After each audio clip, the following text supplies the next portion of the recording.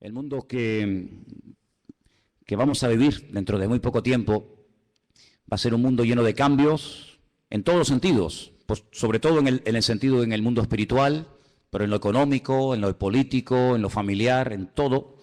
Y por eso les anunciaba el jueves que yo quería hoy hablar de algo que se ha estado comentando en estos días y que cada vez vamos a oír hablar más, y es del famoso nuevo orden mundial, ¿eh?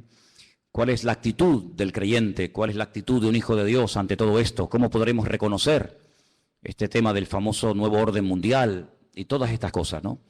Vamos a leer unos cuantos textos de la Biblia, porque yo quiero que la Biblia sea la que habla tu vida, ¿eh? Que la palabra sea la que habla tu corazón y te convenza y te muestre la palabra, el camino correcto, que te ilumine la palabra, y después tú tendrás que tomar tus propias decisiones.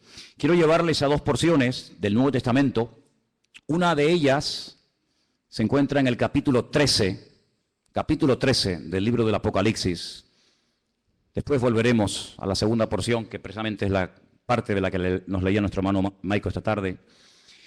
En Apocalipsis capítulo 13, sabéis que el libro del Apocalipsis es un libro que a mucha gente le da como miedo. Y algunas personas dicen, no lo leo porque no lo entiendo. Pero sin embargo, el libro del Apocalipsis no se escribió para confundir a nadie, sino todo lo contrario.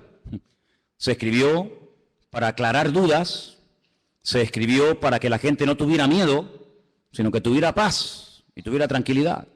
Es cierto que tenemos en nuestras manos un libro que tiene un lenguaje simbólico, un lenguaje donde a veces pues no entendemos a priori lo que nos quiere decir la palabra, porque, ya te digo, está escrito entre comillas en clave. Algunos dicen que para que si este libro, esta información llegara a la mano de los inconversos, no lo entendieran, pero los creyentes tenemos la base, tenemos el fundamento bien puesto y podemos entender las cosas que dice el Apocalipsis. Y hay muchas cosas que habla este libro, pero en el capítulo 13 habla de lo que llama la Biblia las dos bestias. Dos bestias. La palabra bestia es Jehová, y Jehová es una expresión que se utiliza para hablar de un animal que mete miedo, un animal que trae terror, pero al mismo tiempo un animal casi rayando lo mitológico, un animal que es una mezcla de realidad y de ficción. Y esa es la palabra que emplea la Biblia cuando habla de estos dos personajes. Capítulo 13, verso 1, dice así la palabra: me paré sobre la arena del mar y vi subir del mar una bestia que tenía, dice aquí, 7 cabezas y 10 cuernos. No hay ningún animal que hoy en día exista que sea así. Es algo totalmente metafórico, ¿no? En sus cuernos tenía 10 diademas y sobre sus cabezas un nombre blasfemo. La bestia que vi era semejante a un leopardo, pero sus pies eran como de oso y su boca como boca de león. Fíjate qué mezcla, ¿no? Y el dragón le dio poder, su trono y grande autoridad. 3 cosas, no te las olvides: poder, su trono y grande autoridad. Versículo 3. Vi a una de las cabezas como herida de muerte, pero su herida mortal fue sanada, y se maravilló toda la tierra en pos de la bestia. Adoraron al dragón, que le había dado autoridad a la bestia, y adoraron a la bestia, diciendo: ¿quién como la bestia y quién podrá luchar contra ella? También se le dio boca que hablaba grandes cosas y blasfemias, y se le dio autoridad para actuar 42 meses. Es lo mismo que decir 3 años y medio, o 1260 días, como también se dice en otro texto, ¿eh? Abrió su boca en blasfemia contra Dios, para blasfemar de su nombre y de su tabernáculo y de los que moran en el cielo. Se le permitió hacer guerra contra los santos y vencerlos. También se le dio autoridad sobre toda tribu, pueblo, lengua y nación. Y le adoraron todos los moradores de la tierra, cuyos nombres no están escritos en el libro de la vida del Cordero, que fue inmolado desde el principio del mundo. Si alguno tiene oído para oír, que oiga. Después en el versículo 11 habla de otra bestia. Si os dais cuenta, dice: después vi otra. No es la misma, es otra bestia. Pero si os dais cuenta, dice que esta bestia subía de la tierra. Sin embargo, en el capítulo 13, verso 1, dice que la primera bestia subía del mar. ¿Lo veis ahí? Vi subir del mar El versículo 11 dice, otra bestia que vi subir de la tierra. Son dos entidades completamente diferentes la una de la otra. A lo largo de la historia, la humanidad ha conocido muchos sistemas de gobierno.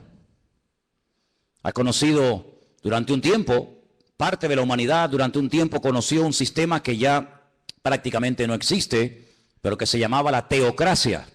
Era Dios, el creador, gobernando al pueblo y llevando la palabra a través de sus profetas. Y fue un periodo muy hermoso de la historia, donde Dios hacía las funciones de gobernante o de rey, su pueblo obedecía, y cuando Dios tenía que comunicarse o transmitir un mensaje al pueblo, como lo acabo de decir, lo transmitía a través de sus siervos los profetas. Después dice la Biblia que decidieron cambiar y dejar ese sistema y entraron en un sistema llamado monarquía. Y el rey moría y su hijo ocupaba el lugar, y en fin, todos sabemos que es otro sistema de gobierno. El mundo ha conocido la monarquía, la teocracia, el comunismo, el capitalismo, la democracia, gobiernos de derechas, gobiernos de centro, gobiernos de izquierda, gobiernos comunistas, gobiernos socialistas. En fin, hay cantidad de formas de llevar a este mundo, pues, por distintos caminos. Pero la Biblia nos habla de un nuevo orden, de un nuevo gobierno, que en cierto sentido tendrá un poco de todo lo que les acabo de comentar. Tendrá un poco de monarquía, un poco de comunismo, un poco de democracia, un poco de capitalismo. Será como una especie de mezcla, pero también es un sistema completamente nuevo. El hombre nunca ha visto ese sistema de gobierno que en los últimos tiempos se levantará y se levantará del antiguo territorio que ocupó el Imperio Romano. Yo no sé cómo estáis de geografía y de historia, pero el antiguo Imperio Romano conquistó prácticamente todo el continente europeo, de punta a punta, todo el Magreb, todo lo que son las naciones del norte de África y parte de Oriente Medio, incluido Siria, Egipto, Palestina y otros países más. De ese antiguo territorio romano, un territorio enorme, la Biblia nos enseña que en los últimos tiempos se formará un nuevo orden mundial, se levantará un gobernante que no sabemos su nombre, pero sí tenemos muchísima información acerca de este personaje, que no es un personaje de la mitología, ni es una especie de engendro entre algo espiritual y algo físico, sino que será un hombre de carne y de hueso, con padre, con madre, con genealogía, con lugar de nacimiento, con pasaporte, etcétera, etcétera. Digo esto porque a veces Hollywood y algunas películas muestran al famoso anticristo como una especie de relación entre Satanás y una mujer, y nace ahí una cosa que no sabe si es un demonio o es un niño. Olvídense de eso. El anticristo, y dicho sea de paso, el único en la Biblia que llama a este personaje el anticristo es el apóstol Juan. Esa palabra no aparece en ninguna parte de la Biblia, sino solamente cuando Juan habla de este personaje. Anticristo, alguien que se opone a Cristo, alguien que ocupa el lugar de Cristo, porque el anticristo no será un ateo. Satanás no es tonto. Satanás sabe perfectamente que lo espiritual siempre al hombre le tira, por un camino o por otro. Luego el anticristo no será un ateo, sino será una persona que caerá en lo más bajo que puede caer un ser humano, y es en la egolatría. Es pretender recibir adoración como si fuera un dios. Esto no es nada nuevo. Ya en Egipto, en Roma y en otros imperios se ha visto como el hombre ha querido ser adorado. Y al faraón se le llamaba el hijo del dios Ra, el hijo del sol. Y en Roma sabemos que miles de personas fueron matados y fueron asesinados y fueron quemados porque querían recibir adoración y querían incluso que se les presentara sacrificios y flores y reconocimiento. Así que el anticristo será una persona que al principio, digamos que, entre comillas, respetará todos los cultos, todas las creencias, todas las religiones, todo vale, no pasa nada, pero vamos a ver cómo después la Biblia nos dice que pega un cambio, y vamos a ver cómo a lo espiritual le va a dar una importancia tremenda, porque el anticristo, que en el Antiguo Testamento se le llama God, G-O-G. Cuando usted lee, por ejemplo, los libros del profeta Ezequiel, usted se va a dar cuenta de que al que llamamos nosotros el anticristo, en el Antiguo Testamento se le llama God. Fijaros qué cosa tan interesante. Satanás, que es un perfecto imitador de las cosas que Dios hace o que va a hacer, llama a este personaje en el Antiguo Testamento God, y es un nombre que la primera y la última letra de su nombre es la misma, es la G, la Gimel en hebreo. Y suma 3, 6, 3. Un múltiplo de 666, da 66 en total. Imitando a la profecía que Dios le dio al rey David. David es otro el único nombre en la Biblia que aparece con la misma letra al principio y al final. David empieza por D, termina por D. Lo que hace el anticristo es tratar de imitar a ese futuro rey, ¿verdad?, descendiente de la casa de David, y tratando de ungir, respaldar, apoyar y ayudar en todos los sentidos a este personaje político que tendrá un poder prácticamente ilimitado. Hace unos días,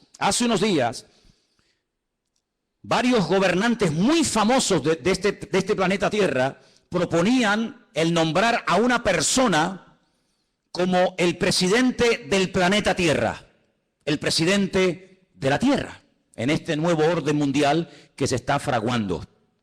Una de las últimas ciudades con un lujo increíble que se ha construido en Kurdistán se llama Astana. Lo habéis visto en algunos grupos ciclistas que llevan Astana, ¿verdad? Y tienen un grupo muy famoso de ciclistas. Astana fue fundada por los Illuminati y por las logias masónicas. Todos los edificios y todos los símbolos de la ciudad de Astana en el Kurdistán, todos tienen que ver con símbolos masónicos y de los Illuminati.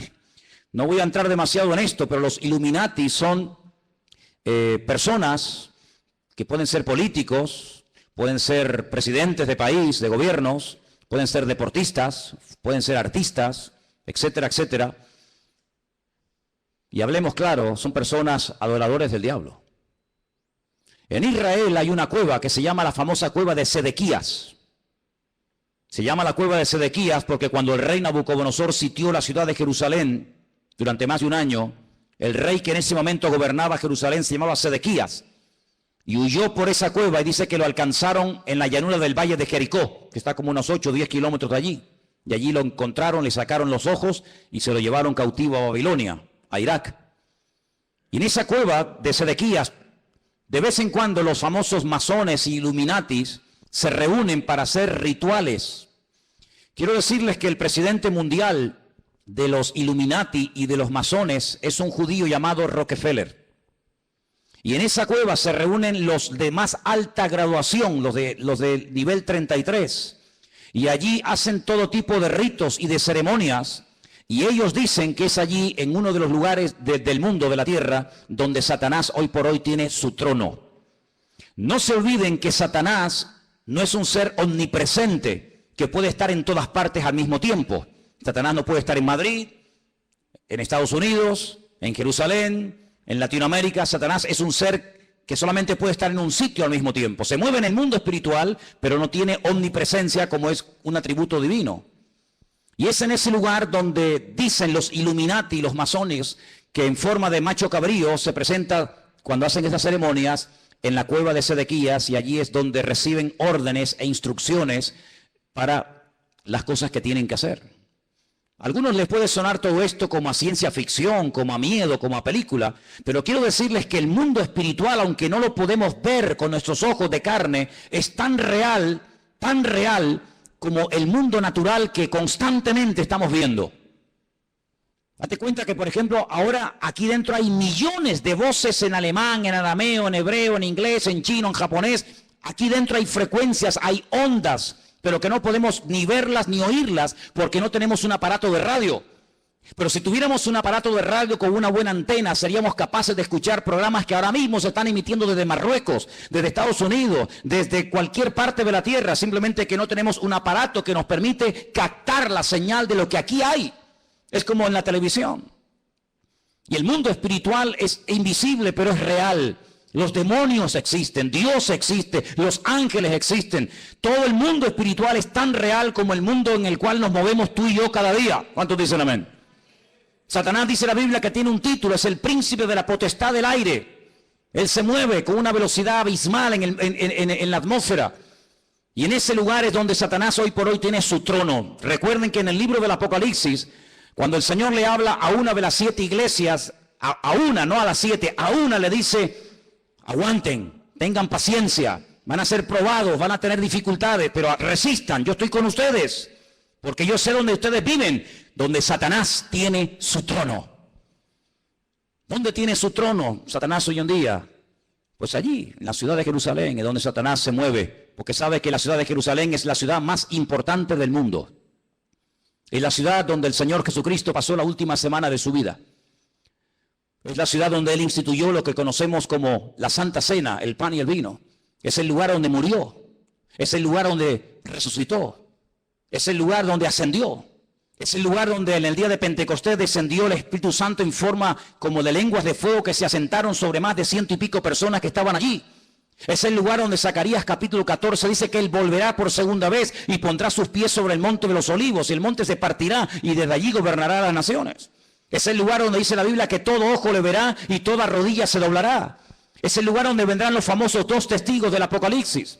Es el lugar donde Dios tendrá su sede de gobierno. Es una ciudad mencionada en más de 3.500 ocasiones en la Biblia, en el Antiguo Testamento. Es una ciudad importantísima. Es un lugar donde se está orando permanentemente, de noche y de día, por esa ciudad, pero es un lugar también donde Satanás tiene puestos sus ojos, porque sabe lo que allí va a pasar y lo que allí ya está pasando.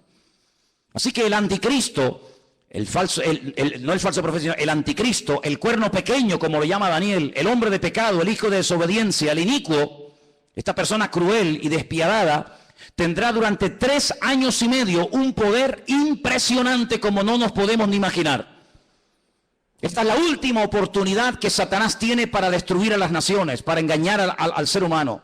Esta es la última oportunidad, la última bala en la recámara que le queda al diablo por hurtar, matar y destruir, dice la palabra de Dios. Así que se viene un sistema de gobierno que nunca en la vida el ser humano ha visto. Pero, como hemos leído, este hombre, este falso Cristo, este falso Mesías, el anticristo, dice la Biblia que hará alianza, escuchen bien, hará pacto y tendrá el respaldo económico y espiritual de un ente espiritual, por así decirlo, de un grupo religioso que la Biblia lo denomina la Gran Ramera o la Gran Babilonia. ¿Y quién es esta Gran Ramera? ¿Quién es la Gran Babilonia? Bueno, voy a leerles algunas cosas y ustedes lleguen a sus propias conclusiones. La Biblia dice en el libro del Apocalipsis, seguimos en Apocalipsis capítulo 17, que esta gran ramera, Babilonia, la madre de las rameras, que ha contaminado a toda la tierra, versículo 1 dice: vi a uno de los 7 ángeles que tenía las 7 copas y habló conmigo y me dijo: ven acá y te mostraré la sentencia contra la gran ramera, la que está sentada sobre muchas aguas. La palabra aguas en el libro del Apocalipsis no se refiere a agua, sino que la interpretación de aguas la tienen ustedes.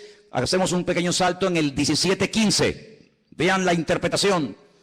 Las aguas que has visto donde la ramera se sienta, ¿qué es? Son pueblos, muchedumbres, naciones y lenguas. Esa es la interpretación de la palabra aguas. Entonces, vino a mí uno de los 7 ángeles que tenía las 7 copas y habló conmigo y me dijo: ven acá y te mostraré la sentencia contra la gran ramera, la que se ha sentado sobre pueblos, muchedumbres, naciones y lenguas. ¿Veis cómo lo podéis entender mejor? Versículo 2. Con la cual han fornicado los reyes de la tierra y los moradores de la tierra se han embriagado con el vino de su fornicación. Me llevó el Señor en el espíritu al desierto. La palabra desierto en hebreo es Bamidbar, es el lugar donde Dios habla, en la soledad, en la quietud, en la calma, donde Dios saca a su pueblo para hablarle y revelarle cosas profundas de su corazón.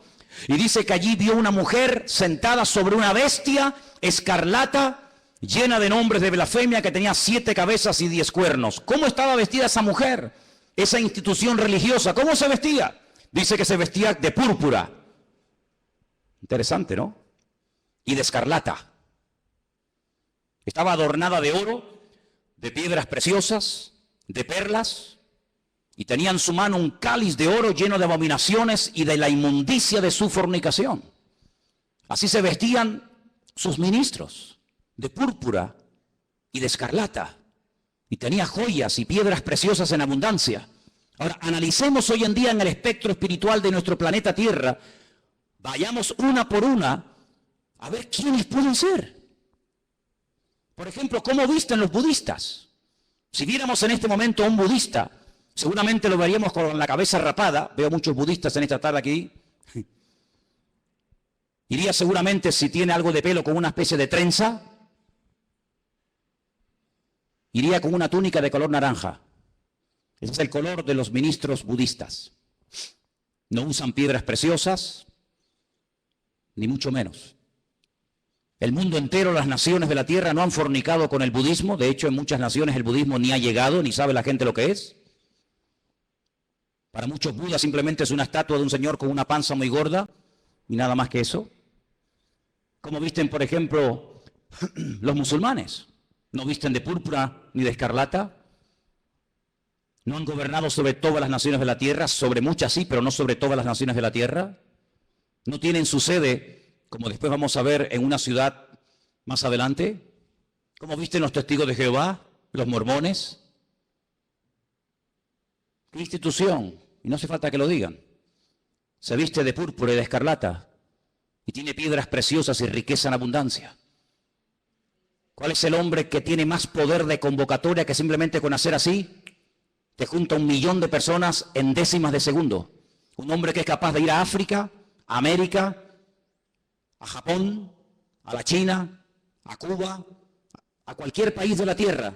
Es el hombre que tiene más poder de convocatoria que nadie, más que Obama, más que cualquier deportista. Hay un hombre que simplemente con hacer así junta como nada, 1 millón de personas, y los reyes de la tierra le tienen que besar la mano. Incluso el rey de España ha ido y se le ha inclinado.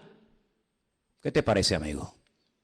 Y por si los datos te parecen cortos, en el versículo 18 dice: la mujer que has visto es la gran ciudad que reina, no que reinará, dice que reina sobre los reyes de la tierra. Allí donde la gran ramera tiene su sede. ¿Y cuál era la ciudad que en el momento de escribir el libro del Apocalipsis reinaba sobre toda la tierra? Si seguimos leyendo un poco más adelante, capítulo 17, versículo 8 dice: la bestia que has visto era y no es, y está para subir del abismo e ir a perdición, y los moradores de la tierra, aquellos nombres que no están escritos, no están escritos de la fundación del mundo en el libro de la vida, se asombraron viendo a la bestia que era y que no es. Es increíble, amados hermanos, ver cómo el anticristo se hará de la fuerza política, económica y espiritual de esta institución religiosa que la Biblia nos enseña que harán uña y carne en los últimos tiempos. Ahora bien, este anticristo no podrá hacer lo que le da la gana, sino que tiene un periodo muy corto de tiempo para llevar a cabo, digamos, su plan maléfico, que número 1 consiste en destruir al Estado de Israel. Hay una obsesión, siempre había una obsesión contra el judío. El judío es el chivo expiatorio de la historia. Cuando en Alemania había crisis y cuando Alemania no levantaba cabeza, incluso había perdido territorio en la Primera Guerra Mundial, ¿a quién se le echó la culpa? A los judíos. ¿Quiénes pagaron los platos rotos en la Segunda Guerra Mundial? Fundamentalmente los judíos y otras personas también, pero mayoritariamente los judíos. Cada vez que hay un problema, cada vez que hay un conflicto, la culpa la tiene el judío. Hay centenares y centenares de libros que nos hablan acerca de que si no existiera ese pequeño país que tiene tan solo 300 kilómetros de largo, 22.000 kilómetros cuadrados, un país que prácticamente es que ni se ve en el mapa, un 0,7% de la población mundial, todos los problemas del mundo se solucionarían. Pero permítame decirles que durante la Primera Guerra Mundial Israel no existía y hubo una guerra mundial. Y durante la Segunda Guerra Mundial Israel no existía y se mataron 60 millones de personas en territorio europeo y esta gente no existía, no estaban allí como pueblo. Pero siempre se ha tratado de buscar una especie de chivo expiatorio al cual echarle la culpa de todos los problemas. Y hay muchos libros que dicen que si Israel no existiera, si ese país no existiera, si se arrasara completamente a esta gente, el mundo sería un mundo de paz, un mundo más equilibrado, un mundo donde no habría tantas guerras y rumores de guerras. Así que el primer objetivo de este personaje es ganarse la confianza del Estado de Israel. ¿Y cómo se ganará, según la Biblia, la confianza de los judíos para que durante un tiempo corto, pero al fin y al cabo un tiempo, lo apoyen? Pues muy fácilmente, permitiéndoles cumplir el sueño que todo judío tiene durante 2000 años. No lo han perdido jamás. Han estado de aquí para allá, los han matado, los han quemado, los han crucificado, les han hecho de todo, pero siempre han tenido una obsesión en la mente. Y es poder volver a Jerusalén y poder volver a ver reconstruido el templo de Jerusalén. El templo de Jerusalén fue destruido en el año 70 por las tropas romanas capitaneadas por Tito, el hijo de Vespasiano. Y desde el año 70 de la era cristiana hasta hoy, allí no hay templo. Los romanos araron aquel lugar, le cambiaron el nombre a Jerusalén y le pusieron Aelia Capitolina. Le cambiaron el nombre de Israel por Palestina, para que nunca más nadie se acordara que una vez hubo una ciudad en la historia de la humanidad llamada Jerusalén y un país llamado Israel. Pero todos sabemos que ese país ahí sí sigue existiendo. 7 guerras, ningún país moderno ha tenido que soportar 7 guerras, donde incluso ha tenido que pelear a veces hasta con 14 naciones a la vez. 14 naciones se han unido por tierra, por mar y por aire para destruir a esta gente, y en las 7 ocasiones no han podido hacerlo. Pero la Biblia nos enseña, y lo dice muy claramente en Ezequiel, en Daniel, en Zacarías, etcétera, que el enemigo intentará destruir a esta nación con armas nucleares.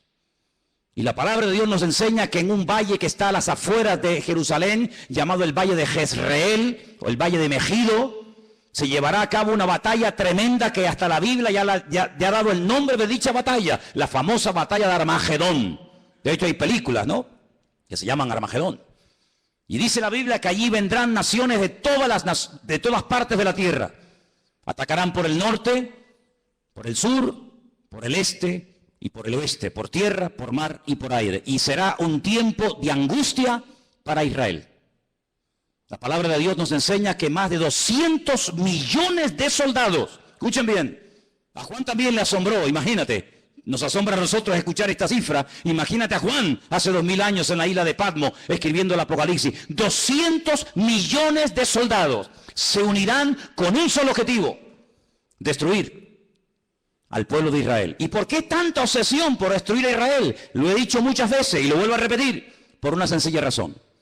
Porque el Dios creador, el único Dios que existe, el Dios de Abraham, el Dios de Isaac y el Dios de Jacob, ha prometido bajo juramento, con su mano levantada, que Israel nunca será destruida, que Dios peleará por ese pueblo. A pesar de sus defectos, a pesar de su desobediencia, a pesar de su rebeldía, Dios defenderá a muerte a ese pueblo.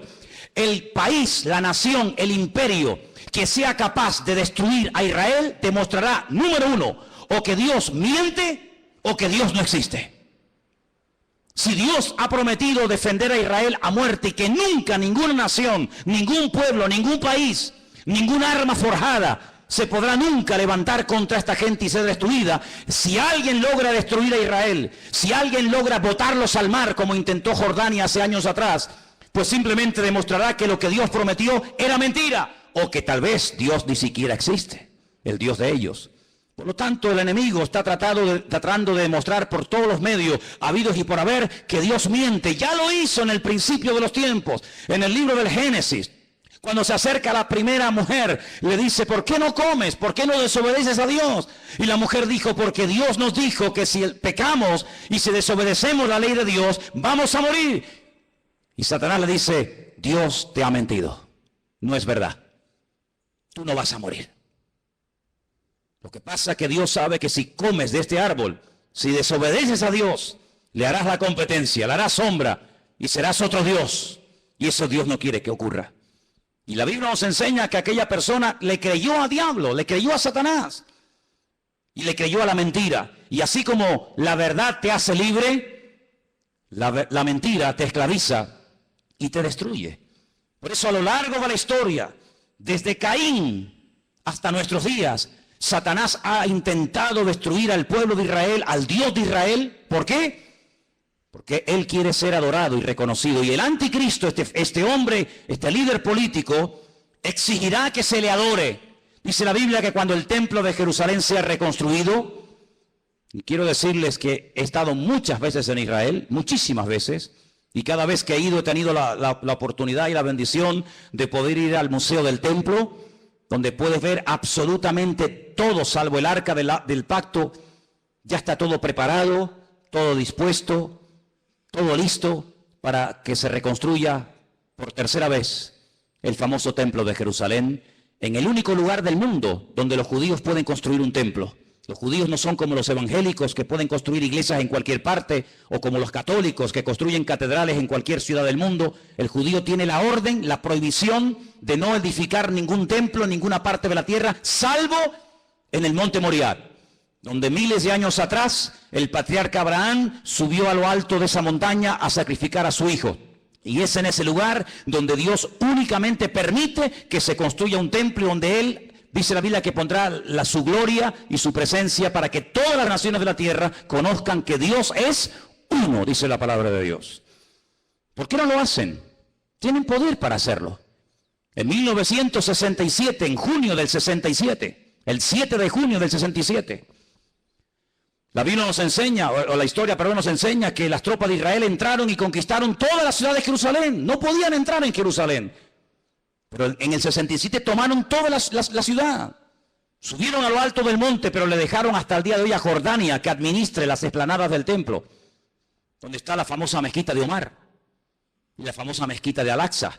Pero es allí donde algún día, dice la palabra de Dios, que el templo será reconstruido. Y a los 3 años de ser edificado ese templo, nos dice en Tesalonicenses, justo a los 3 años, este personaje entra al lugar santísimo, lo profana, y entonces exige que todo el mundo le adore y le reconozca como el único Dios. Quiero leerles en 2 de Tesalonicenses capítulo 2, versículo 1, escuchen bien la lectura.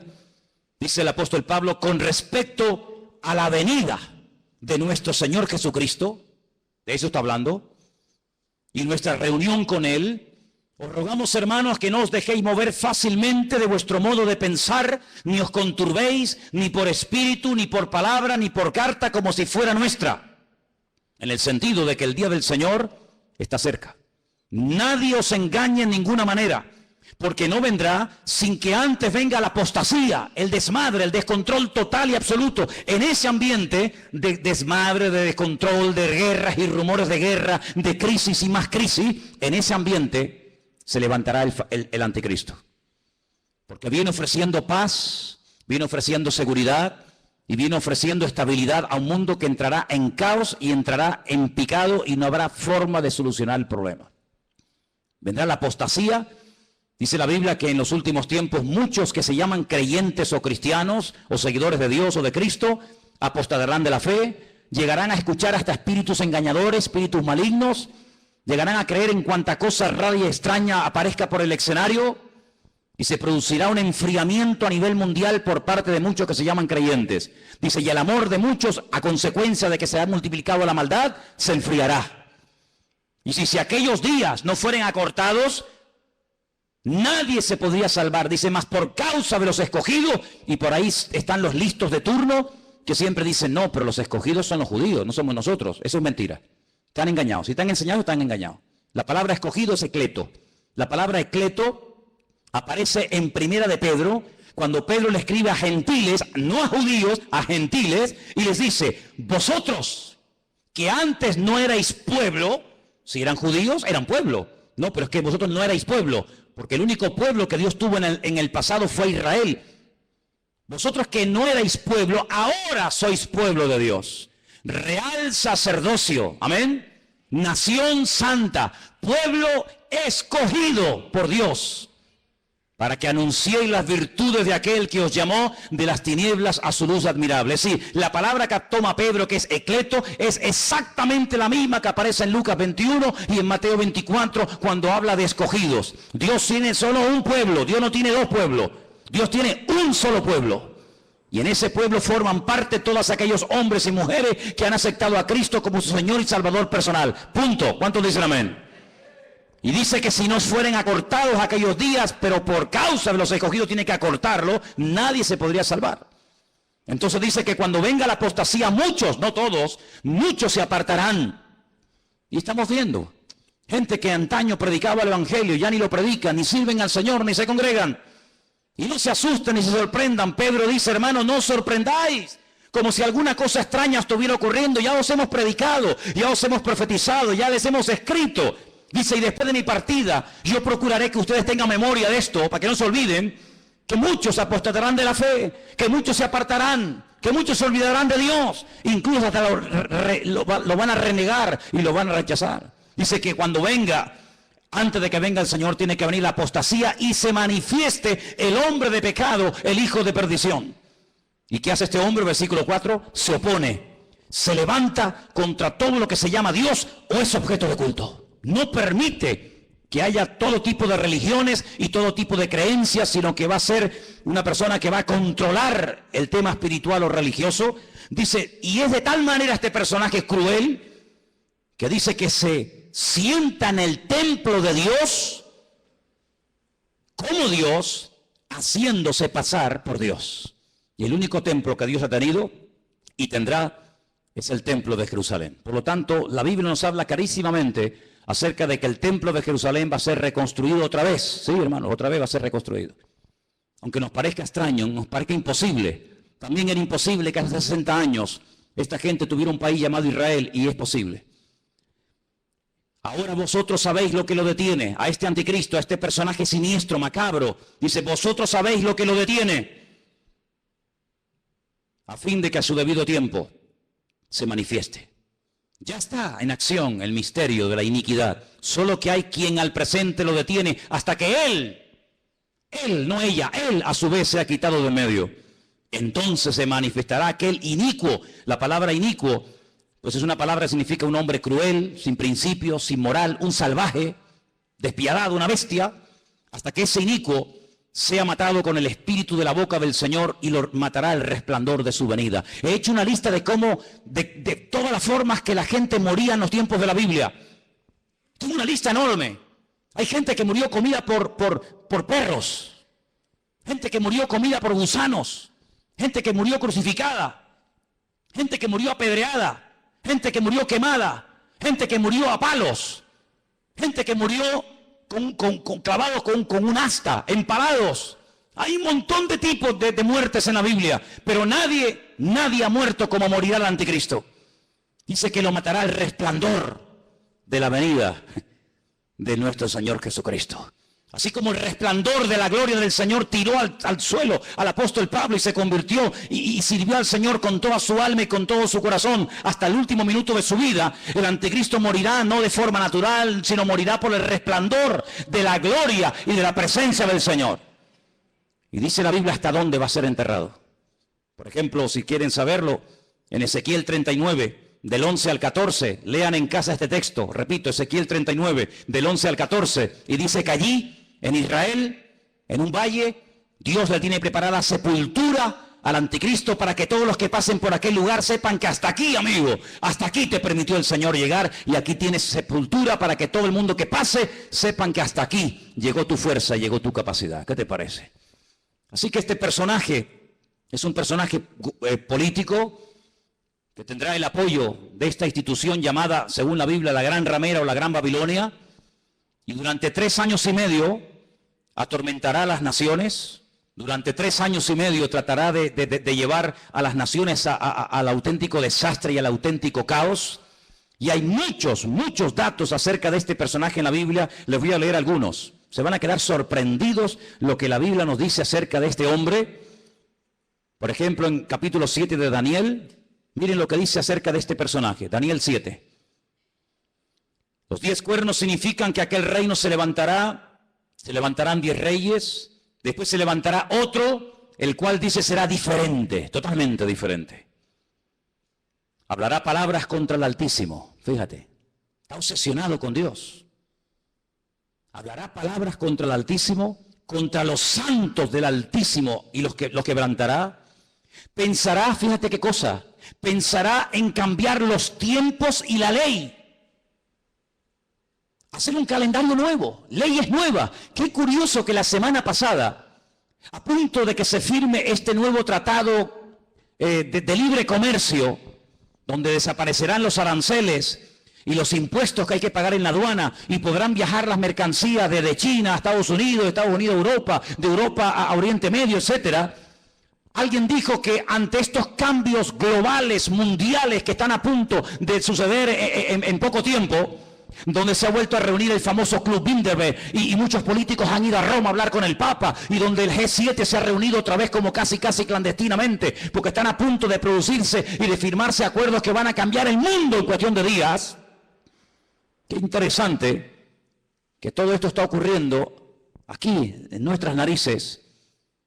Pero es interesante notar que en esa reunión alguien se levantó y dijo, y esto ha salido publicado en la prensa, que lo que hace falta es establecer un nuevo sistema también de justicia. Es decir, la justicia, las leyes, los abogados, los magistrados que tenemos en este momento no sirven. No sirven, no pueden llegar a tener el control de la justicia que hace falta para estos cambios que se vienen. Hace falta otro tipo de jueces, otro tipo de abogados, otro tipo de fiscales. Qué curioso, cambiar las leyes. Una de las instituciones que el anticristo quiere cambiar es la justicia y quiere hacerlo lo más injusta posible. Parece una paradoja, ¿no? La justicia que sea injusta. La ley del embudo, donde el que tiene cada vez tendrá más y donde el que no tiene cada vez tendrá menos. Querrá cambiar la justicia, la política, el orden social. Dice la Biblia que una de las cosas que harán los que tienen poder para dictar leyes es presentar leyes terribles como si fueran buenísimas. Y leyes que han sido buenísimas, que han preservado a las naciones de la destrucción. Leyes con un principio moral, leyes con un principio de perdón, de misericordia, desaparecerán y a lo malo lo presentarán como bueno y a lo bueno como malo.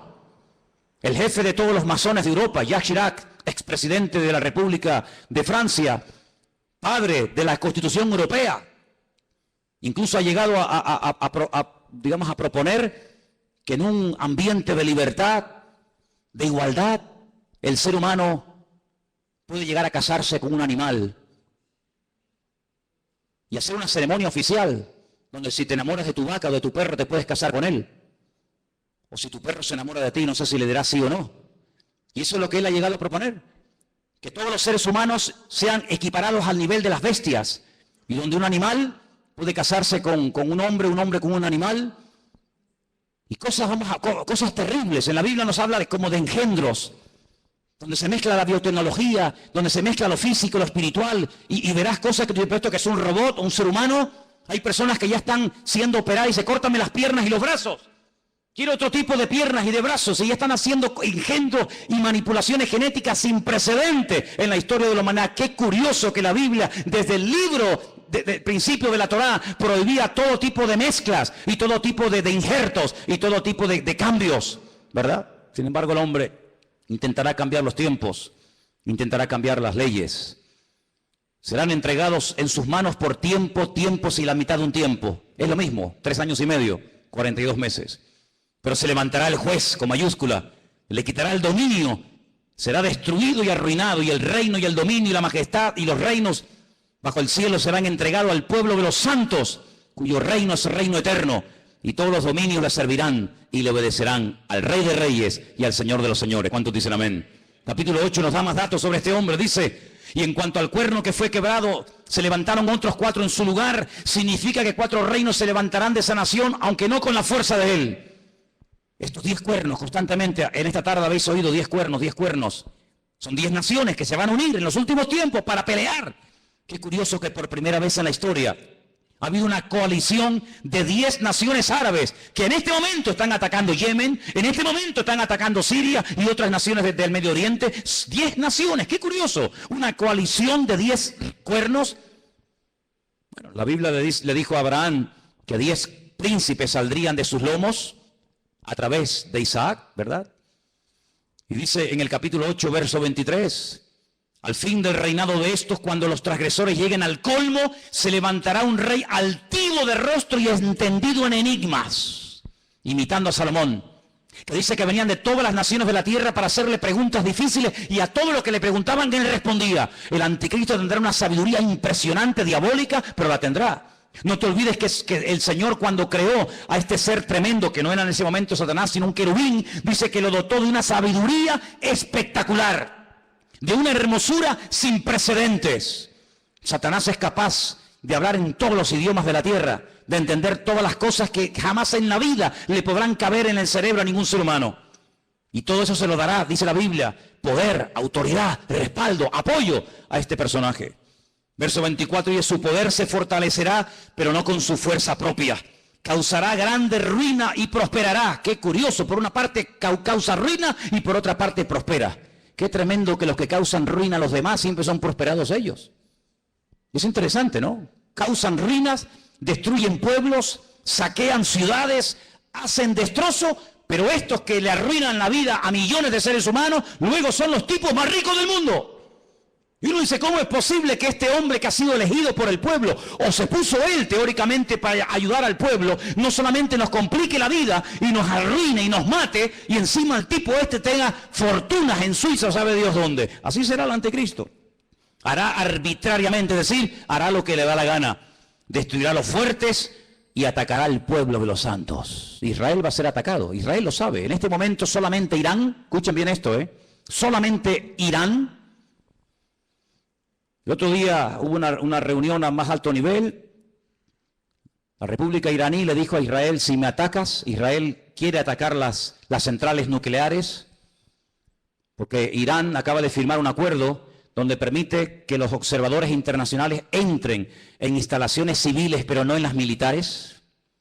Insiste continuamente de que todo el arsenal que Rusia le está proporcionando de uranio es simplemente para hacerle la vida a los iraníes más fáciles. Pero todo el mundo sabe, porque lo han dicho, no es nada que se oculte, porque lo han dicho, que el objetivo de ellos es literalmente hacer un festival nuclear en la ciudad de Jerusalén. Arrasar a Israel y borrarlos de la faz de la tierra. Israel se está pensando muy seriamente hace mucho tiempo atacar las bases militares nucleares. Irán le dijo, si me atacas, tengo en este momento 80.000 misiles apuntando hacia la ciudad de Jerusalén. ¿Qué te parece, amigo? Solamente Irán, sin contar otras naciones que le rodean. 120 millones de enemigos contra 7 millones. Es una desproporción muy grande, ¿verdad? 120 millones contra 7 millones. Con su sagacidad hará prosperar el engaño. Todo lo que estamos viendo de corrupción, de engaño, de ladrones y sinvergüenzas que han saqueado y robado lo que les ha dado la gana, que entran por una puerta y salen por la otra. Todo esto es simplemente un pequeño botón de muestra, como preparándonos psicológica y mentalmente para lo que viene. Dice que este hombre, con sagacidad, con trampas, con triquiñuelas, con mentiras, hará prosperar el engaño, se engrandecerá en su corazón y sin previo aviso atacará y destruirá a muchos. Estoy leyendo la Biblia, no estoy leyendo nada raro, estoy leyendo la Biblia. Se levantará contra el príncipe de los príncipes, pero será quebrantado, aunque no por mano humana. Fijaros cómo el enemigo ha ido adaptando la estrategia según los tiempos. Caín, el primer asesino, se levanta y mata a su hermano Abel, pero no mató ni a su padre, ni a su madre, ni al otro hermano. Dejó a más gente viva que los que realmente mató, ¿sí o no? Qué curioso, Caín mató a uno, pero dejó vivo a más gente. Cuando pasa el tiempo, dice la Biblia que otra persona que también tiene el mismo espíritu de Caín, pero elevado a la máxima potencia, va más allá y dice, en vez de matar a uno, matemos a todos, pero solamente a los varones. Y deja a todas las mujeres vivas. Sabemos también que Moisés se salvó y etcétera. Pero fíjate, Caín mató a uno, pero dejó vivos a otros. Pero Faraón quería matar a todos los varones y la muerte iba en aumento. Pero cuando no lo consiguió, el mismo espíritu de Caín que habitó en Faraón salpicó y se apoderó de aquel rey perverso de Amán, allí en los tiempos de la reina Esther, y dijo, no solamente a los hombres, sino a los hombres, a las mujeres, a los niños, y arrasemos con todo. Es decir, que no ha ido a menos, sino que la maldad siempre ha ido a más. Siempre ha ido a más. Por lo tanto, todo lo que hemos visto a lo largo de la historia son simplemente pequeñas pinceladas de lo que le espera a esta tierra. Si saltamos al capítulo 11 de Daniel, sigue dando datos muy interesantes. Dice aquí, hará este rey según su voluntad. Se ensoberbecerá, se engrandecerá sobre todo Dios, y contra el Dios de los dioses hablará. Y dice aquí, y prosperará. Es increíble, Y prosperará. Por eso dice la Biblia, no tengas envidia del hombre malo que prospera en su camino. Porque a veces los malos también son prosperados, pero no por Dios. Y dice aquí, hasta que sea consumada la ira y lo que está determinado se cumpla. Ahora fíjate qué dato tan interesante. Yo sé, y algunos seguramente me lo harán notar, que en el texto original no existen palabras con mayúscula y palabras con minúscula. No existe ni en griego ni en hebreo palabras con mayúscula y en minúscula, que en nuestro idioma es muy importante porque no es lo mismo la palabra Dios con minúscula que la palabra Dios con mayúscula. No es lo mismo la palabra Señor con minúscula que la palabra Señor para referirnos a Dios en mayúscula. En la Biblia hay un término específico para cada palabra, por lo tanto no hace falta recurrir a esto de mayúsculas y minúsculas. Pero en nuestra Biblia dice en mayúscula del Dios de sus padres. Luego sus padres eran creyentes. Los padres del anticristo eran creyentes del verdadero Dios. Porque dice, del Dios, repito, con mayúscula de sus padres, no hará caso. Fue criado en una educación, digamos, religiosa, correcta, con el Dios verdadero. Lo mamó en la casa con sus padres, pero dice, no hará caso de ese Dios, de esa enseñanza. Y dice algo interesante que puede tener varias interpretaciones. Ni del amor de las mujeres hará caso. ¿Quiere decir que será un homosexual? ¿Que no se casará? Interprételo usted como quiera. Pero dice que a este hombre no le interesa perder el tiempo. Ustedes saben que cuando un hombre se enamora de una mujer se vuelve medio idiota, medio tonto, ¿no? Por lo tanto, él dice, yo tengo un objetivo y si enamorarme de esta o de aquella me va a quitar mi tiempo, dice, ni hará caso de las mujeres. Increíble. No respetará a Dios alguno, porque contra todo se engrandecerá. Honrará en su lugar al Dios de las fortalezas. Y tú dices, ¿este quién es? El Dios de las fortalezas. No hará caso del Dios verdadero que sus padres le inculcaron y le enseñaron. Dejará ese Dios verdadero y comenzará a adorar, dice aquí, al Dios de las fortalezas. Ahora, el libro de Daniel es el único libro de la Biblia que está escrito en dos idiomas diferentes. Todos los libros del Antiguo Testamento están escritos en hebreo y los del Nuevo Testamento en griego, pero Daniel no. Daniel, parte del libro está escrito en arameo y parte está escrito en hebreo. Se lee igual, pero significa lo mismo. Cuando usted lee del Dios de las fortalezas lo honrará, dice textualmente, Alá Maozín. Y menciona la palabra Alá. ¿Saben que las siguientes Biblias que se van a vender dentro de muy poco tiempo, que ya están en circulación en las iglesias evangélicas, dirá, por ejemplo, en el principio creó Alá los cielos y la tierra? ¿Sabían que la palabra Elohim o Dios desaparecerá de muchas Biblias en los próximos años y aparecerá la palabra Alá? ¿Sabían eso? Pues vete espabilando.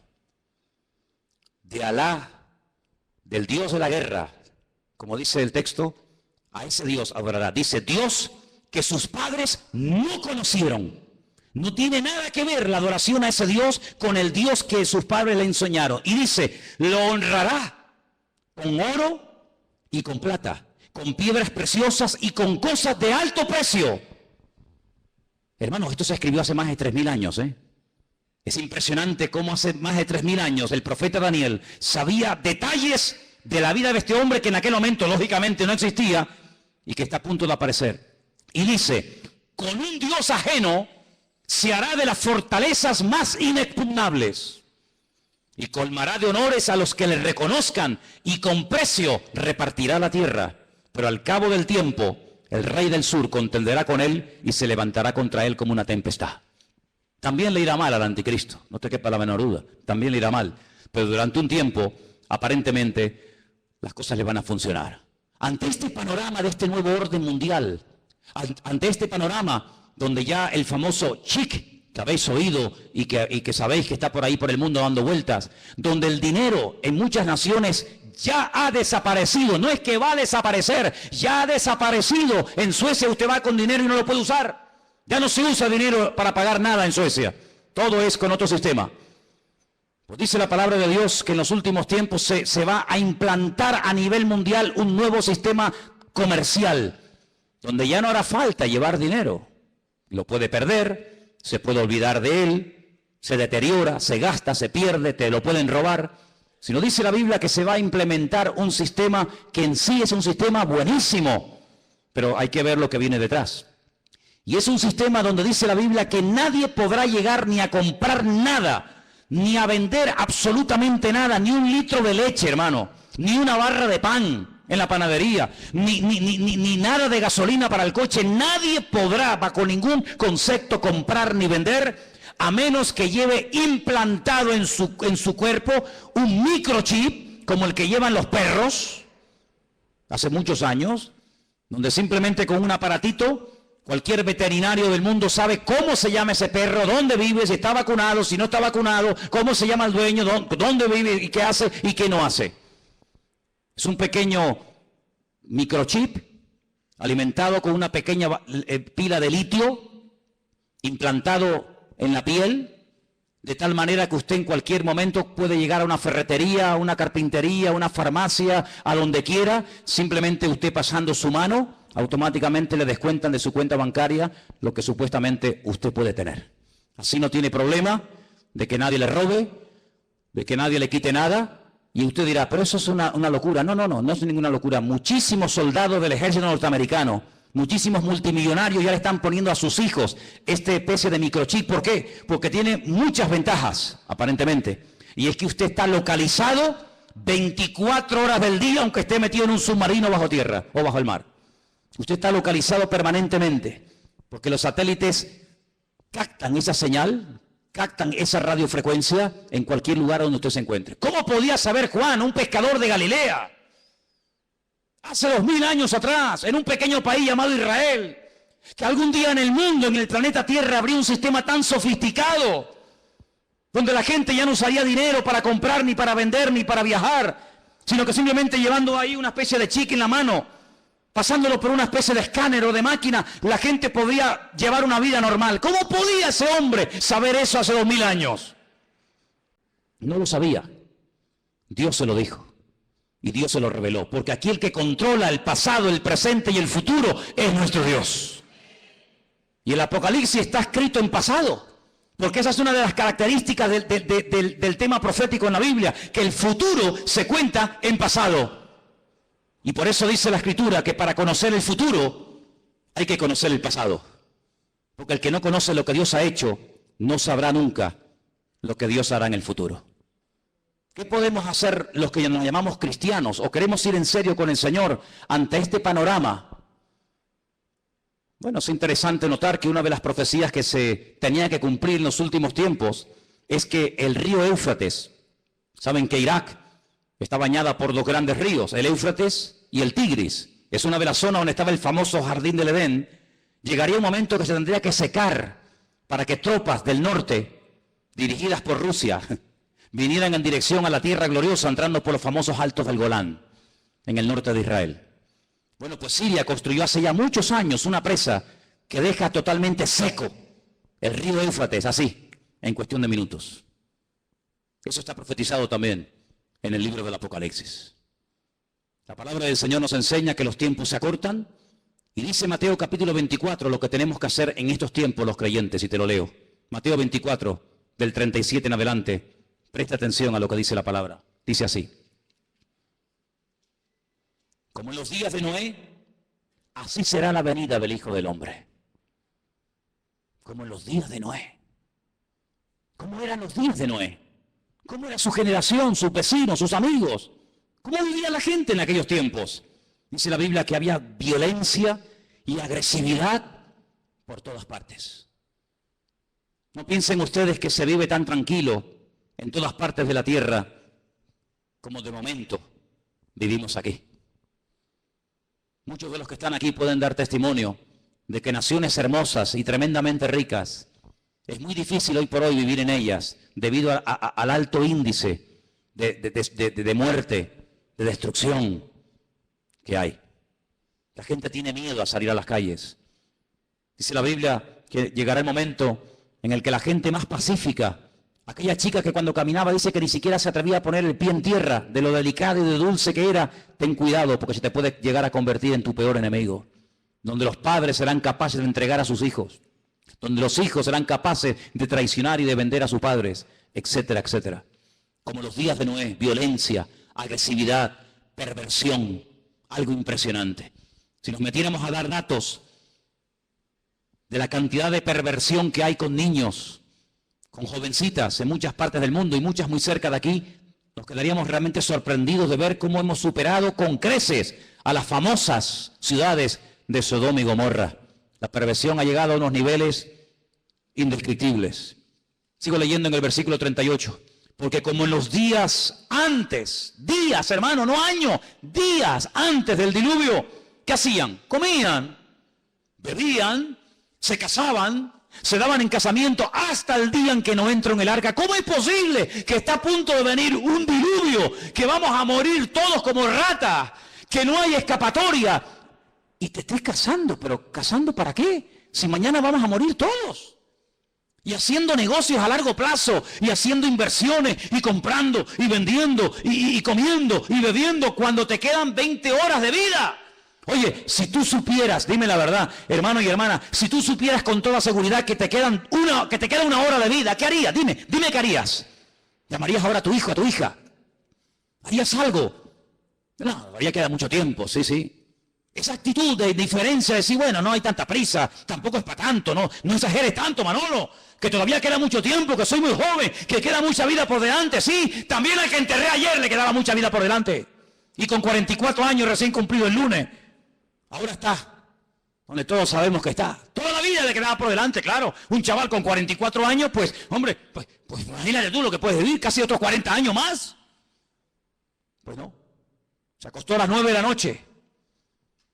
Y a las 7 de la mañana, su vida se apagó. ¿Qué te parece? Días antes del diluvio, Noé estuvo predicando y diciendo a la gente, viene el diluvio, que Dios va en serio, Dios te ha dado oportunidad, otra, y mañana, y pasado, y nada, y no hacían caso. Así será la venida del Hijo del Hombre. Dice, no entendieron. Oye, ¿no te ha pasado? Gente inteligente, gente con más o menos un mínimo de cultura, un mínimo de, no sé, de luz, que tú le hablas de cualquier cosa y todo lo entienden. Le hablas de política, 3 horas hablando de política. Le hablas de fútbol, va, pero te cuento. Le hablas de lo que quieras. Tocas el tema de la Biblia. Tocas el tema del Señor y son los más torpes del mundo. Y un tío tan listo, un tío tan sabio, un tío tan espabilado, un tío que se ha buscado la vida, toda la vida, de todo entiende y de todo sabe. Lo dejas en el desierto y el tío sobrevive. Lo dejas en el Himalaya y el tío se busca la vida. Cuando le hablas del Señor, no entiende nada. Leíste la Biblia, sí, pero no la entendí. Pero tío, ¿cómo es posible que leas el periódico, leas la revista y todo lo entiende? Y cuando te hablo de Dios, no entendieron. Hay como una nube, hay como una ceguera espiritual. ¿Por qué se creen que comencé el culto cantando abre mis ojos? Piensan que todo esto es casualidad, que detrás de esto no hay oración y preparación y diciendo Dios mío, háblanos. Claro que lo hay, abre mis ojos, ¿pero a qué? A la realidad espiritual de lo que se cierne y de lo que viene, hermanos. No entendieron hasta que vino el diluvio. Cuando entendieron era demasiado tarde. Claro, entendiste, pero ya no hay tiempo. Se los llevó a todos. Así será también la venida del Hijo del Hombre. ¿Qué te parece, amigo? Algunos no tuvieron miedo la primera vez que se metieron un pico en las venas. No tuvieron miedo ninguno. Algunos no tienen miedo a tirarse en parapente, en paracaídas, al vacío, nadar entre tiburones, subir al Himalaya y hacer locura. Y venga a beber, y otra. No tienen miedo, pero cuando llega la hora de poner ese valor al servicio de Dios, son unos cobardes. Y la Biblia los llama así, La gente que no tiene valor para creerle a Dios los llama cobardes. Valientes para lo malo, cobardes para lo bueno. ¿No entendieron? Dice, pero por eso estarán 2 en el campo. Uno se va y otro se queda. 2 mujeres estarán moliendo en un molino. La una será tomada y la otra será dejada. Y ahora viene la palabra, escúchala. Velad, velad. Porque no sabéis a qué hora. Es verdad. Pero tal y como están las cosas, la hora no la podemos saber. Pero ¿qué quieres que te diga? Viendo todas las piezas del puzzle, uno las va juntando por aquí, las va juntando por allá, lo que oye por aquí, lo que oye por allá, lo que me cuenta fulano, lo que yo he leído, lo que me han contado, lo que yo veo tal, y va juntando y dice, Dios mío, nos queda poco, la hora imposible. Pero el Señor está cerca. ¿Cuántos lo saben? Sabed esto, que si el padre de familia supiera que hora el ladrón va a venir, velaría y no dejaría minar su casa. Lógico. Si yo sé que esta noche a las 3 de la mañana me va a venir alguien a robar la casa, yo no duermo. Yo no lo voy a recibir con una Biblia, ¿eh? Yo me hago de un palo o de un hacha, lo que haga falta, que venga a las 3 de la mañana, que venga. Te voy a dar la del pulpo, te voy a dar. Pero si yo no sé que viene a las 3, yo me voy a dormir, me levanto mañana y cuando me levanto digo, ¡ay va! Que me han robado, que me han quitado esto, que me han quitado lo otro. Pero dice la Biblia, cuando tú sabes que el Señor viene pronto, tú no estás distraído, tú no estás atontado, tú no estás agobiado. ¿Qué es lo que hace el diablo? A uno los revienta a trabajar, como a los judíos en Egipto. Que trabajen como mulas. Así no piensan. Así van a llegar a la noche a la cama rendidos. Pero el diablo también a otro le dice, no trabajes tanto. ¿Para qué trabajar tanto? Y los tiene todo el día ociosos, sin pegar palo al agua, y entran en depresiones. Se aburren, comienzan a tontear con esta, a tontear con el otro. Mensajitos a este, mensajitos al otro. Entonces el otro, los dos extremos. O te revienta a trabajar para que no tengas tiempo ni para orar, ni para leer la Biblia, ni para congregar. No, estoy muy cansado, no puedo. No, es que no tengo tiempo. O te lleva al otro extremo y dice, no pegues un palo al agua, seas tonto. Y estás todo el día buscando un juguetito en lo que entretenerte. ¿Qué te parece? El diablo no es tonto, ¿eh? El diablo no es tonto. Sabed esto, que si el Padre supiese a qué hora habría de venir, velaría y no dejaría mirar su casa. Por lo tanto, tenéis que estar preparados porque el Hijo del Hombre vendrá a la hora que no penséis. ¿Cuántos dicen amén? Os voy a dar una cita para que la leáis tranquilamente en casa. Se titula El Anticristo. Está en 1 de Juan 2, del 18 al 24. El Anticristo. Una de las características de este hombre, ¿cuál será? Ahí está. 1 de Juan 2, del 18 al 24. Algunos dirán, bueno, pero cuando, hermanos, las cosas se pongan feas, difíciles, cuando empiece a ocurrir todo esto, los creyentes no vamos a estar, ¿no? Entonces, ¿para qué se escribió la Biblia? Si no vamos a estar, ¿para qué se escribió? Tanta tinta, tanto libro, tanta literatura, tanta advertencia, tanta profecía, tanto mensaje. Si al final no vamos a estar, está perdiendo el tiempo. Es que se escribió tanto para que el pueblo de Dios no fuera sorprendido. Alguien dijo hace 150 años, escucha bien esto, hace 150 años, alguien dijo, tranquilos hermanos, cuando empiecen las persecuciones, cuando empiecen las matanzas, cuando empiece el mundo a ponerse difícil y duro, el Señor arrebatará su iglesia y aquí no estaremos ninguno. Esto lo dijeron hace 150 años. Es decir, durante 2000 años los creyentes se han estado preparando para servir al Señor a las duras y a las maduras, con persecución o con aplausos. Pero claro, por ahí cayó en buena tierra, entre comillas, la enseñanza de que los creyentes no iban a estar en tiempos de persecución. Sin embargo, nuestros hermanos de Irak, de Siria, de Corea del Norte y de tantas y tantas naciones que están muriendo quemados, vivos, apaleados, crucificados, degollados como si fueran animales. ¿Son ellos creyentes o no? ¿Estarán ellos en pecado y por eso Dios les paga así? Cuando dice la palabra de Dios que los mártires nos tienen que dar ejemplo a todos y a cada uno de nosotros. Por lo tanto, velemos y oremos, porque las cosas no van a ir a mejor. Todo esto de pactos, que si Podemos, que si el PP, que si... Hay algunos que son tan ingenuos, tan tontos, que creen que todo se va a solucionar a base de habla, que te habla y promete y te doy, y tú aquí y tú allá. El Señor dice, la maldad se multiplicará y le sorprenderá a todos. Me da igual del signo que sean. Como los dolores a la mujer que está a punto de dar a luz, dice, y no escaparán, sino que vendrá sobre ellos la destrucción repentina. Nosotros no tenemos la confianza puesta en el PP, yo por lo menos no, a lo mejor alguno aquí sí. Yo no confío ni en el PP, ni en el PSOE, ni en Ciudadanos, ni en el otro, ni el Melena, yo no confío en ninguno de ellos, porque todos son hijos del diablo.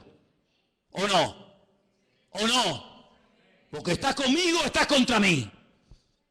¿Cómo voy a poner yo mi confianza en el hombre? Maldito el hombre que confía en el hombre. Nosotros ponemos nuestra confianza en el Señor, Dios Todopoderoso. Él no nos va a fallar. Estemos en el diluvio, estemos en la tormenta, estemos en la cárcel o estemos fuera, yo estaré contigo todos los días hasta el fin del mundo y nadie te podrá hacer frente en todos los días de tu vida. Eso es lo que nos dice el Señor y a eso tenemos que agarrarnos ahora más que nunca. Por eso llevo años diciendo cada semana, oh hermanos, oremos, hermanos, busquemos del Señor, métanse en la palabra, dejen de perder tiempo en tontería, no hagan planes que tú no... hablando de planes. ¿Cuántos de los que están aquí tienen planes y meten al Señor en sus planes? Es que lo tenía aquí apuntado y no me puedo ir sin decirlo. ¿Incluyes a Dios en tus planes? A ver, ¿sí o no? Pues lo estás haciendo fatal. Fatal. ¿Que no puedo incluir a Dios en mis planes? No. Pero hermano, no te entiendo. Espera, déjame que te explique. Pues si no te vas a quedar así. Tú no tienes que incluir a Dios en tus planes. Tú tienes que meterte en los planes de Dios. ¿Ves la diferencia? Yo tengo planes. Quiero ser médico, quiero ser abogado, quiero estudiar 5 carreras. Quiero casarme con un chico alto, guapo, rubio, maravilloso, que habla inglés, arameo, francés, chino, japonés, tenga un coche, un yate, un avión. Claro, esos son tus planes. Y Señor, me tienes que ayudar. Me tienes que ayudar. Amigo, Tú tienes tus planes, tus proyectos, y ahora me caso, y ahora me divorcio, y ahora compro, y ahora vendo, y ahora voy a la playa, y ahora voy al monte. Tú tienes tus planes y metes a Dios en tus planes. Te equivocas rotundamente, no has entendido nada. Y tú dices, pero ¿cómo se predica en esta iglesia? Así, amigo, aquí estamos para esto. Si quieres más la papita dulce, vete allá a la esquina que está la guardería Heidi. Aquí yo te digo que la única manera de ir de gloria en gloria y de victoria en victoria no es metiendo a Dios en mi agenda, sino metiéndome yo en su agenda y en sus planes y en sus proyectos. Y entonces Dios te va a bendecir y Dios te va a ayudar. No metas a Dios en tu vida, métete tú en el Señor y entonces el Señor te va a ayudar. Y se abre la puerta, se cierra la puerta, poder decir gloria a Dios, porque Dios está conmigo y nadie me podrá frenar en los días de mi vida. Aleluya. ¿Cómo que tus planes? ¿Qué dices, amigo? ¿Cómo que tus planes? Ya no vivo yo, ya no vivo yo. Es Él el que vive en mí. Por eso es muy difícil ser cristiano. Porque ¿a quién no tiene planes? ¿A quién no le gusta? Hombre, a mí me han dicho, ¿cuántas veces me han dicho? Ay, yo sé que el Señor tiene que venir, pero que no venga ahora mismo porque yo me quiero casar. Bueno, pues nada. Entonces, dile al Señor, Señor, no vengas de momento porque me he comprado el vestido, me he comprado los zapatos. Y claro, si vienes, ¿cómo me los pongo? Esa es como me dijo a mí una chica cuando inauguramos esta iglesia hace 14 años atrás. Tuvimos culto sábado y domingo. Y el sábado le dije, mira, cantas tú y tú, y el domingo cantan otras hermanas Y me dice, no, hermano, yo canto el sábado y el domingo. Digo, no, tú cantas el sábado y otro el domingo. Que no, digo, hombre, ¿cómo no? Vamos a ver. Y digo, pero ¿tú por qué tanto empeño en cantar también el domingo? Y me dice, porque me he comprado 2 vestidos. Me he comprado uno para el sábado y otro para el domingo. Y si no canto el domingo no me van a ver el vestido nuevo. Y yo le dije, pero ¿tú vienes aquí a la iglesia para presumir de vestidos? Porque si vienes aquí a aparentar y a presumir, aquí te sobra el sitio, hija. Así que ahora no vas a cantar ni el sábado ni el domingo. Mira lo que te digo. Pero aquí no venimos a verte a ti. Aquí venimos a adorar al Señor. Y cogió y se fue. Se fue a cantar donde le aplaudían. Pero aquí al único que aplaudimos, y le pido que ahora le deis un aplauso a Él, es al Rey de Reyes y al Señor de los Señores. A Él sea la gloria por los siglos de los siglos. Amén. A Él solamente. Aleluya. Fuertes aplausos a nuestro Dios, hermano. Amén, amén, amén. Aleluya. Amén. Nada más que a Él. Todo lo demás sobra. ¿Cuánto tiempo va a reinar el anticristo? ¿Cuánto tiempo va a estar este personaje, este tipejo? ¿Cuánto tiempo? Lo hemos leído. Tiempo, si la mitad de un tiempo. 42 meses, 1 año y medio. 3 años y medio. ¿Eso es lo que va a durar? 3 años y medio. ¿Pero cuánto va a durar el reino de nuestro Dios? Por los siglos de los siglos. Amén. Sí, tú tendrás tu tiempo de gloria, como muchos que ves en televisión, de plató en plató, de programa en programa. Parece que pasa un tiempo y desaparecieron. Cierra tus ojos, hermano. Empápate de la Biblia.